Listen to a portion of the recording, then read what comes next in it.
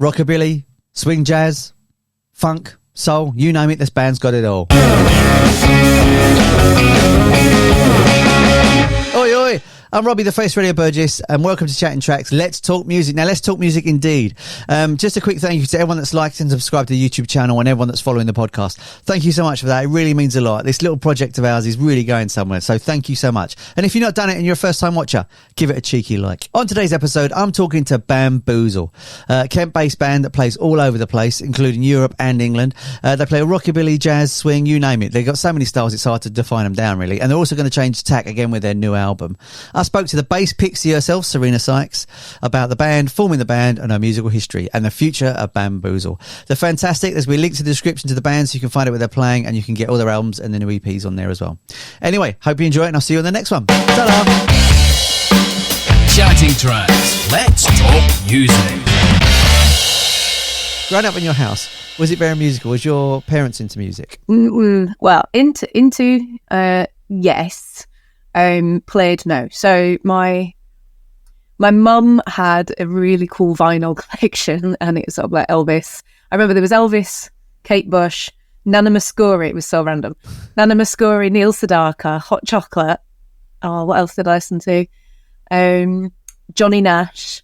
And I had, when I was, I think must have been 6 or 7, maybe, I had this bright red hi-fi with a record player on top.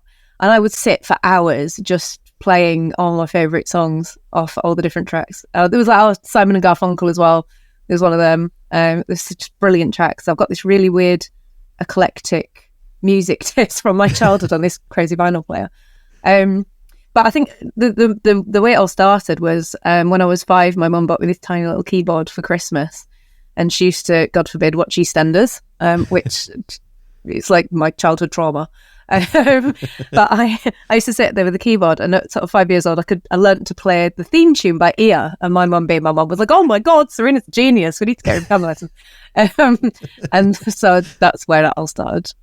That's amazing. It's just interesting that, you know, music around parents and children influences them later on, doesn't it? It's amazing how that just, you soak up so much stuff. Like my mum was into Earth, Wind and Fire, Michael McDonald, Hot Chocolate, yeah, and the Average White Band. And even now I can hear those songs and I just start nodding before I even know the lyrics are coming on. You know what I mean? Like it gets ingrained in you. So you started on piano. Were you trained on piano? Mm-hmm. Yes. It's a weird story actually. So I was classically trained from sort of like age 5.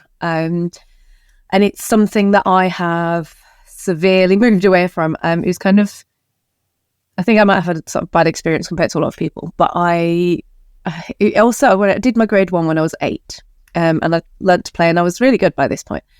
And I took my grade 1 and I got a distinction, but then my sight reading was horrific. I just scraped through. So my teacher comes and she puts the music, and she was like, Serena, can you play this track? And I was like, can you play it me first? And she was like, no, I want you to play it from the sheet music. And I was like, no, can't do that.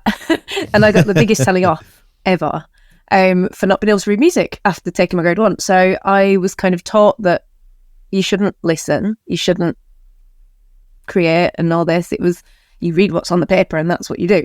And I sort of did all my grades, got to 14 and just hated it. I was so miserable. I did oboe as well. I was classical oboe in the orchestras and all that. And I just went, oh, I'm done now, finished. That was it. Like, to my parents' absolute dismay. And then didn't go back to it until I started singing a bit of theatre. And then didn't go back to it until I met Jim. Wow. So you did... So I take it this is you sort of just leaving school at this point. Was you playing in bands at all, or you literally just moved away from music completely? No, I just moved away. I did some solo stuff for a short while, which kind of for me felt a bit like glorified karaoke, and it just wasn't hitting the spot, and that was kind of it. I did some musical theatre. That was an avenue I took, and I also auditioned for Pop Idol, which was hilarious.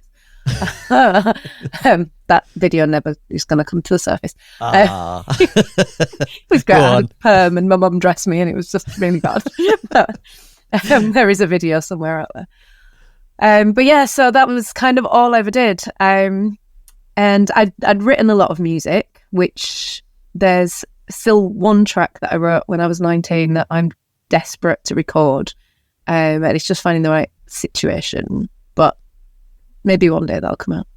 That's amazing that you've gone back to that sort of stuff when you're 19 and think that's worth doing. Because a lot of people look back and go, oh, no, I wrote that when I was 19. You see what I mean? Plenty of that as well. Oh, is there? There's plenty of that one. And was the song you were writing when you were 19 that you want to record, is it very similar to what you're doing now? No, completely different. It's a song I wrote for my daughter when she was born. Oh. And it's called My Angel, and it's a piano piece, piano and vocals. And it's very, very ballady, sort of quite 90s ballady, I suppose.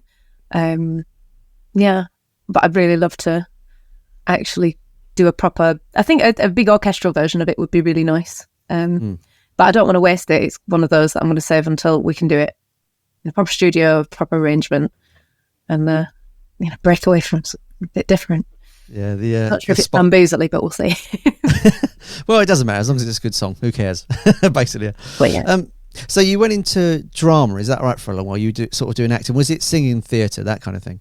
Mostly, yes. I did a little bit of TV. I think I'd always done bits. I remember being, I think, 5, doing the Luddites, and I was in it for like 30 seconds and I dropped my hat down the toilet, which was random. So I always did little bits. But then, yeah, musical theatre was sort of my passion. That was what I always wanted to do. But I didn't have the right personality for it. It was a very cutthroat world, and I lost a few parts to some really nasty situations, and that's what made me go, it's not for me. I'm that person. So I walked away from that. And then I had a child, so... And were you still interested in music at this point? Was it still sort of bubbling under the scene when you were doing the musical theatre?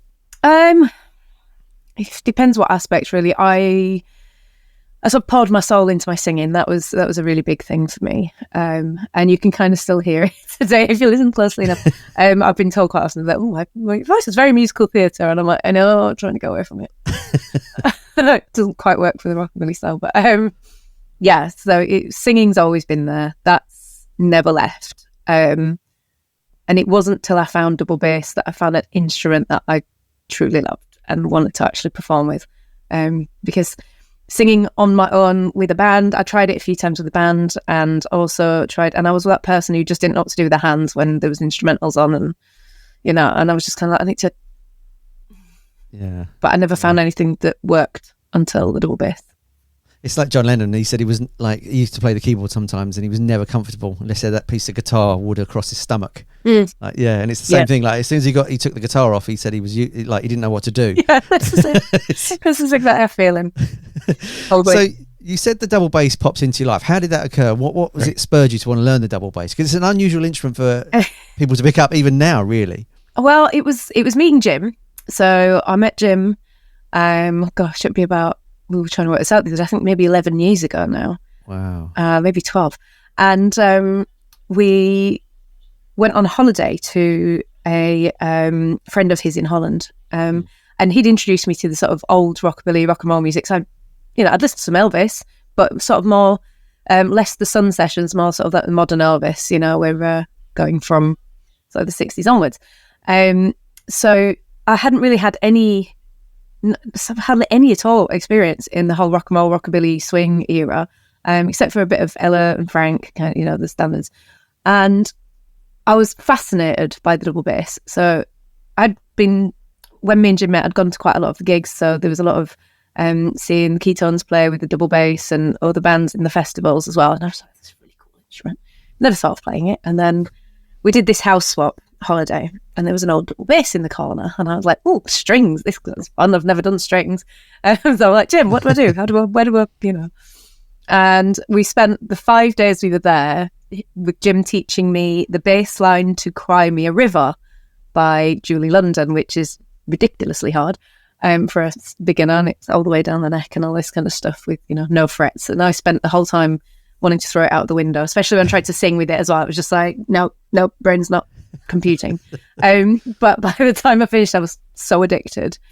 And I went home and I was like, I need to sell things because I have to have one. And that was it. And I was addicted straight away. That's amazing. What I love about the bass is like double bass in particular is such a physical instrument. Isn't it? So like in your live shows, you climb on it and you can swing it round and you can lift it up as well. And, and it's just such a big physical instrument to watch live. And I'm just always fascinated with double bass players. Like, why don't you just jack it in and get an electric one? See, I have an electric one, but there's a very funny story actually of our upcoming EP.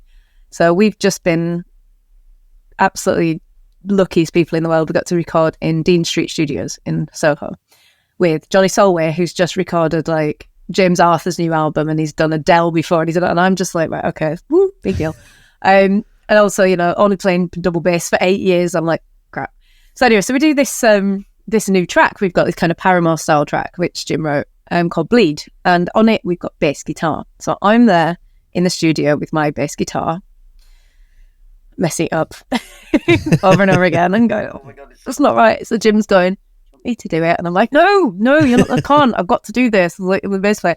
And I was sitting there in the studio and I've gone, I just want to turn it sideways. I was like, if I could do that. And Johnny looks at me and he was like, turn it sideways? And I was like, could do, couldn't I? And he's watching me. So the track's actually recorded me playing the bass guitar like this on my knee.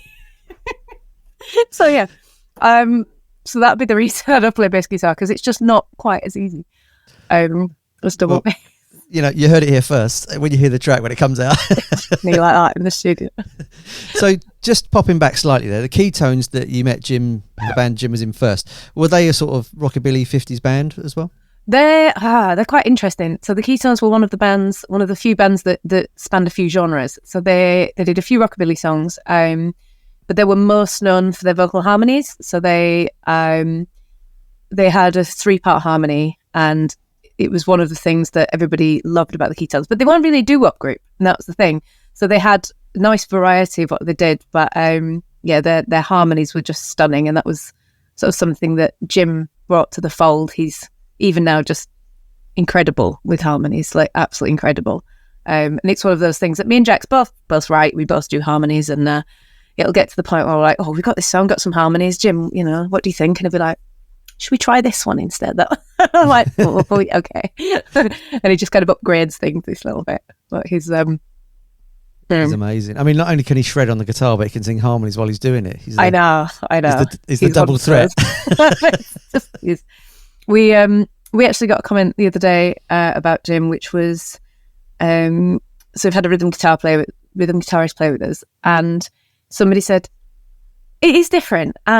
So I'm not entirely sure if I like the change in the sound, and I was like, oh, okay, well, this is cool. Love the feedback. I was like, what is it? And he was like, well, Jim's not playing as much, and he said that's what attracted me to your band, that Jim almost plays like he's 2 guitars all on his own, and now he's not really able to do that. And I was like, that's that. I mean, it says a lot about Jim's skill level on the guitar. He's just one of those that's so completely underrated by himself. Yeah. Whereas I'm always saying to him, oh my god, you're like one of the best in Europe, and he's like, no. And I'm like, yes, Jim. Yeah, he really is. He really is. He's incredible. You're right. He's very unassuming as a person. Like, I've been around guitar players my entire life, and my stepdad's an amazing guitar player, just like Jim. And when you hear a really good player, you just hear it, don't you? You just go, that player's got it. Yeah. I mean, even 10 years on, we'll be on stage, and he'll just bring in a little something new, and I'll be like, just 10 years. He still manages to surprise me even now. We play together, almost every day.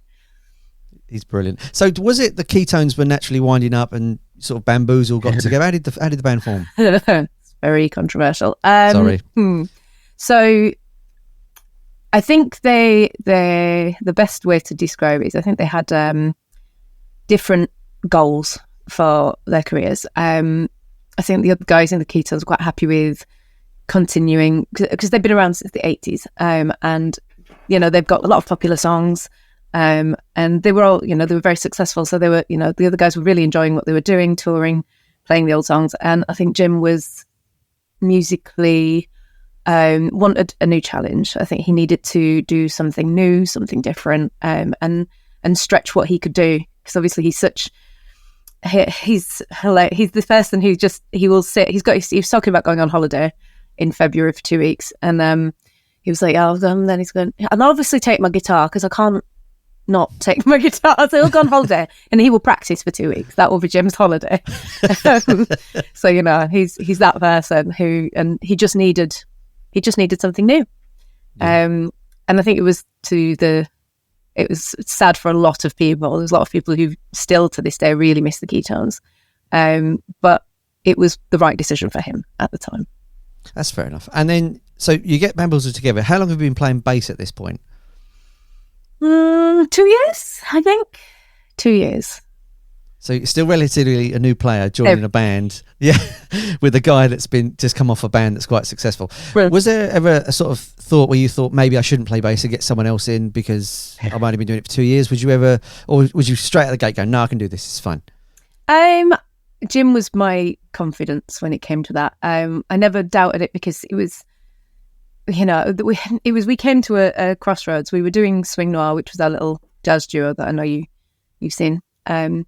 And I was in university, about to go into my third year for psychology, and Jim was, we'd been doing all this kind of stuff and it was going really well. And Jim was with two bands, so it was Keytones and Hullabaloo. And we'd talked and he'd said that he really wanted to do something new. And we got to the point where it was like, well, now's the time we need to decide if we do this. And so I said to him, I said, right, if you could do one thing, what would it be? And then he was like, actually, it actually started out with, we wanted to do a Western swing band. So that's kind of what he was interested in at the time. It's obviously evolved hugely since then. But, and I was like, should we do it then? And he sort of, you know, he gave me the confidence. So yeah, this would be great. And we'd done some jam nights and things like that with the slap bass. And I think I learnt very well in stage school and performing that I'm good at faking it. If you just pull the right faces, nobody listens too hard. And Jim's good enough to drag me along with him. So that was how we got away with it for the first few years. That's amazing. So the first album you got together, that was, what was the first album called? We've only done one album so far. We've done an EP and an album. Okay. So the first album, which was 2020, I think, was Retrograde. And was it right? You wrote 8 songs on there? I have no idea, actually. There's between us, there might be. What have we got? We've got Toxic Now, My Daddy's Girl, Rocking Man, Ice Cold Beer, Just Like You. So that's 3, 4. If I'm right, you wrote 8 and you did 2 covers. If that's right. So I think between me and Jim, there was 8 originals, and then 2 covers. So writing those songs, were they songs from sort of backlog songs, or were you writing them fresh to do the album with them? Pretty much fresh. So we'd been sort of writing them over time. One of the songs, Ice Cold Beer, was one that we recorded for our first EP, and actually we've recorded it again for our next EP. There's a reason behind it. There's a story behind it. But yeah, so most of them, they were just kind of a work in progress, and a couple of them were very much under ready for that album, which we do have plans to actually re-record quite a few of the things that we've done before with the new stuff we've got, like Dean Street and all people behind us in sort of how we hope they'd be sort of envisioned in the long run. So yeah, it was kind of just it was definitely under ready, and you know, a lot of it I was always very new to the whole thing of writing, recording, so we learned so much just by recording that album and getting it out there, and it sort of gave us what we needed to figure out what the first proper step would be, I suppose. I mean, I like it as an album. I think it's got a lovely sound to it. And until you said it was underprepared, I wouldn't have known that. I think no, there's some songs that were very, very unprepared. I think one of them I finished in the studio. Yeah, really? So, yeah. But it's just nice to hear like that sort of old style done, as in recorded in a fresh sound as well. That's really, really nice as well. So you've got sort of more tones on the bass where, you know, the bass back in the 50s would just cut out and you wouldn't get a lot of it, only the high end. So it was nice that the double bass was treated as a serious instrument in the album. Yeah, that was fantastic. It's again, we've said with the new recording we've got coming out, it sounds amazing. Johnny's done such a great job of the bass. So yeah, it's always lovely to hear it recorded well. So the album comes out and you were gigging the album quite a bit. The gig scene back then, was it bigger than it is now? I mean, that was only in 2020, so no, because it was after COVID. It was horrific. It was so bad. Before COVID, it was definitely thriving, as it was. But so it depends which scene, because we span a few scenes with the band. So the rock and roll rockabilly scene has definitely it's struggling. I mean, so the 80s was sort of its peak, and it's we've heard from a lot of people it's just not what it used to be. But there's this sort of new upcoming vintage scene, which they don't seem to care what era anything comes from. People just like getting dressed up in old clothes, and that works for us in a lot of ways. But then we sort of cross a few different, like, we're quite commercial because obviously we've got some. We've got a lot of Americana influences, like there's modern country influences, there's just modern rock influences. So yeah, and that scene, the original music scene, I feel is doing really well at the moment. There's a lot of support for new upcoming bands. There's festivals like Chicken Stock, who book only originals bands, which I think is fantastic. So they don't have any like tributes or any cover bands. It's all for original music, all the way up to, I think they had 10cc last year, and so they've got some great bands, but then they bring in local bands who write their own music, and it's such a great festival. That's really cool. So you've had a few drummers here and there, and then your recent addition is Jax on the drums. Yeah. How did Jax get involved? So Jax was, I think, almost bullied into coming to audition for us. I think it was I can't remember who it was, but one of the people who know us, one of our friends, also knows Jax. And when we were looking for a drummer, they were going, Jax, you have to do this. And she's going, no, I'm not good enough. I can't do this. Oh, he's like, go on, you've got to do this. So eventually she decided to actually turn up at the audition, and we were just instantly blown away. So she showed up. She didn't know the style of music at all, which we had a hilarious moment the other week where I kept saying to her, you will fall in love with this style. You will fall in love with the genre. And she's going, no, it's not my thing. It's just not something I'm ever going to do.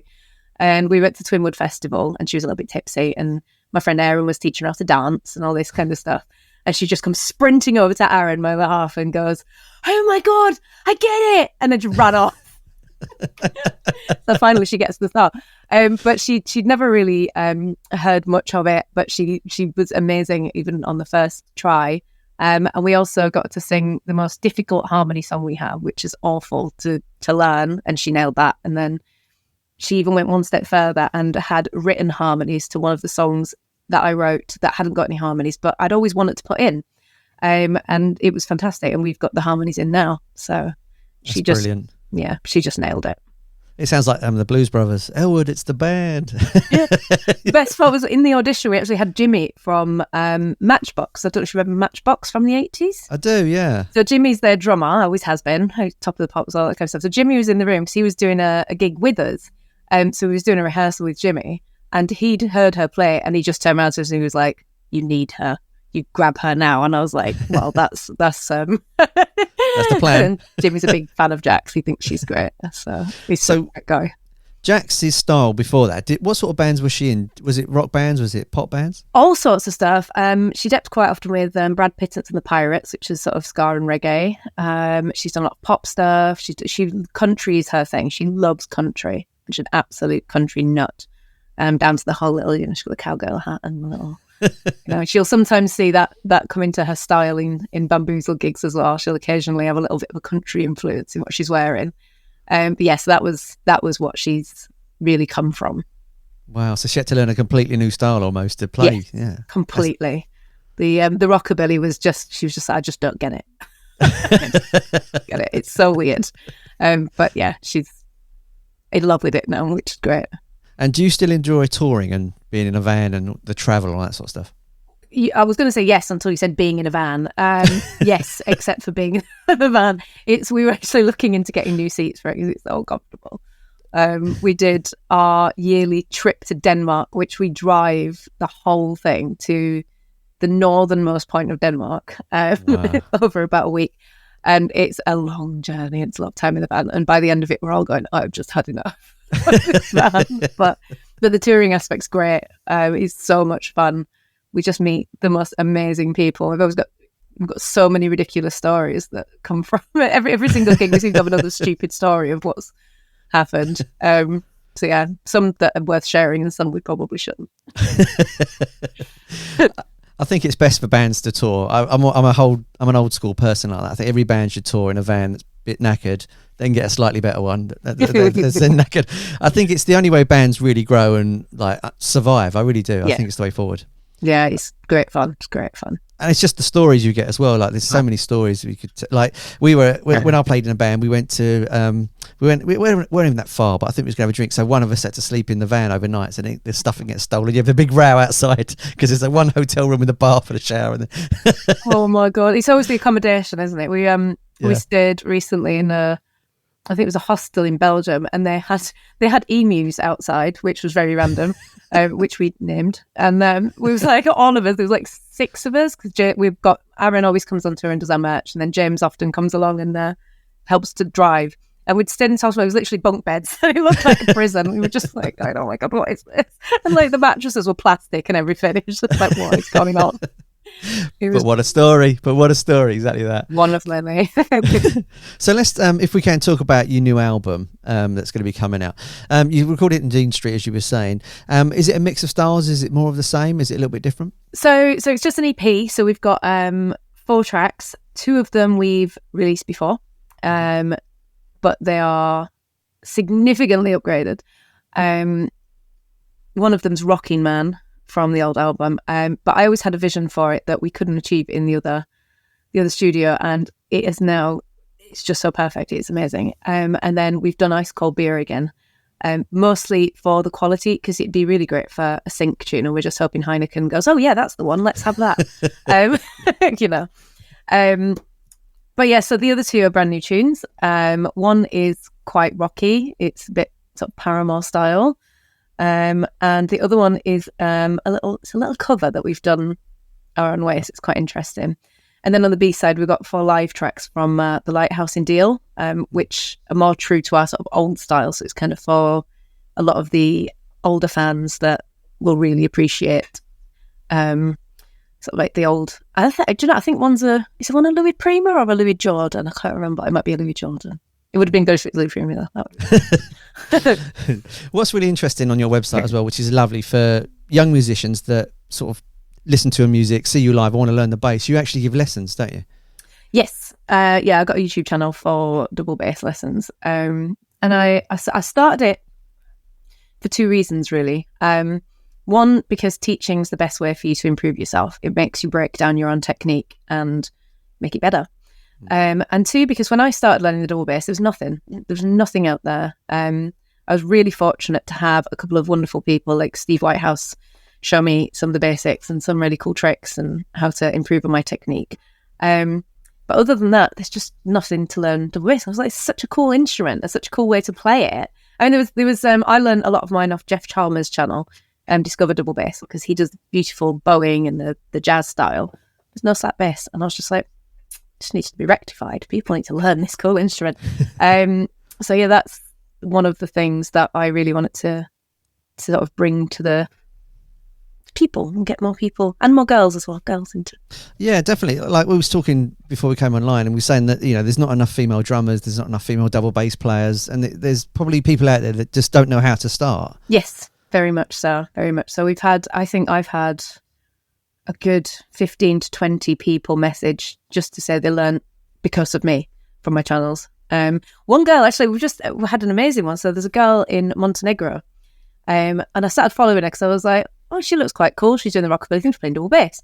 And then her story popped up and she was playing my song. And I was like, whoa, this is crazy. What's going on?